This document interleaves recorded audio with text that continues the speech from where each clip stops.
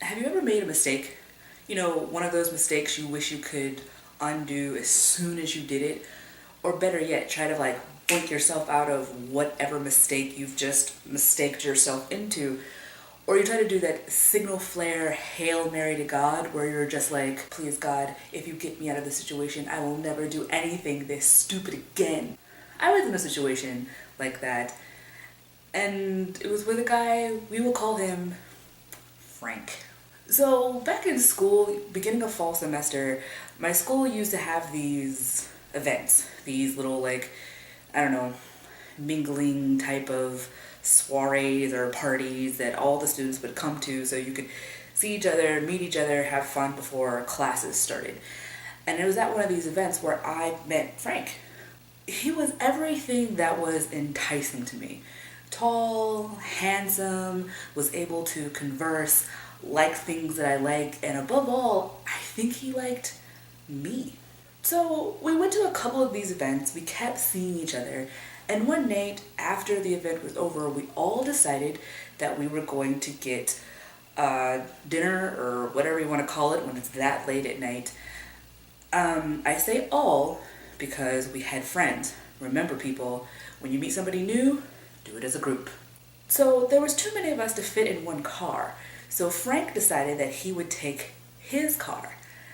And we were trying to decide who was going to ride with him, and I was the first to volunteer. My friends could see that I was very excited about riding in this bright, shiny car with Frank, and so they decided that we would just ride alone. Mistake number one. So I get into Frank's car, shut the door, and we drive off. Mistake number two. So we're driving, he's telling me all about all the shizzle whizzle and fancy gadgets of his bright shiny car, and it is totally lost on me because I don't know a thing about cars. What I do like are motorcycles. So as we were driving and he's telling me about, I don't know, the German engineering of the stick shift that came from God knows what European country, a motorcycle drives up. And I am all like, oh, look how pretty it is. And I'm not quite sure what the motorcycle did, but I remember pointing out the window and saying, he's cool. Mistake number three. This is where the hoping and wishing is about to start in 3, 2. So as the motorcycle gets in front of us and he sees the glee that is my face, he decides that he is going to do something to show me that his car is cooler than said motorcycle. The space between him and the motorcycle just begins to close as he gets ever so close to this motorcycle. And I have no idea why he's doing this. I tell him that he should stop, he should slow down. No. He just goes for it. It's at this point in time that as he's talking, I'm noticing an undercurrent of crazy. And the only thing that's going on in the back of my mind is, I need to get out of this car, I need to get out of this car, I need to get out of this car.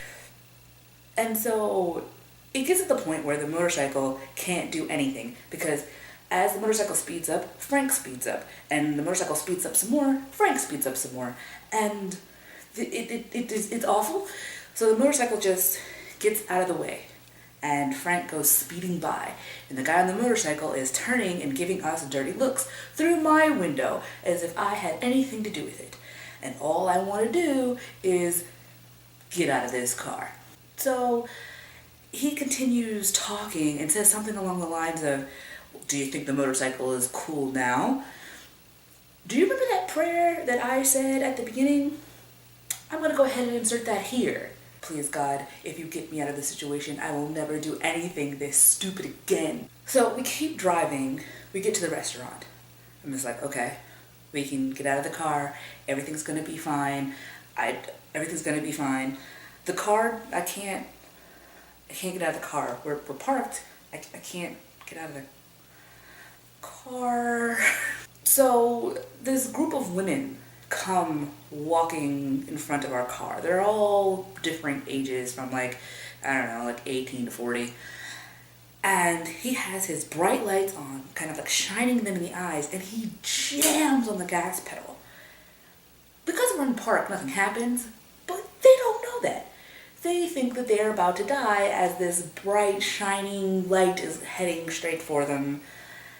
He thinks it's hilarious, and this is about as close as maniacal laughter as I've ever heard in real life. We get out, we go into the restaurant. He has to go to the restroom because he's very particular about washing his hands before he eats. As he leaves, all my friends are like, tell me what happened. And my response is, please get me away from him. And as I relay the story of what happened on the drive up to this restaurant, keep in mind the drive only took 15 minutes. One of my friends says, I wonder if he's on his medication. I feel like this was something I should have been told before I got into the car.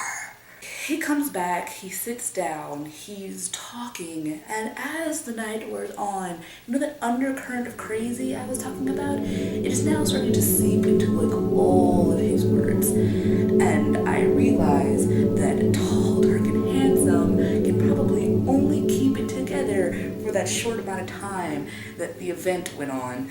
After that, it all starts to fall apart.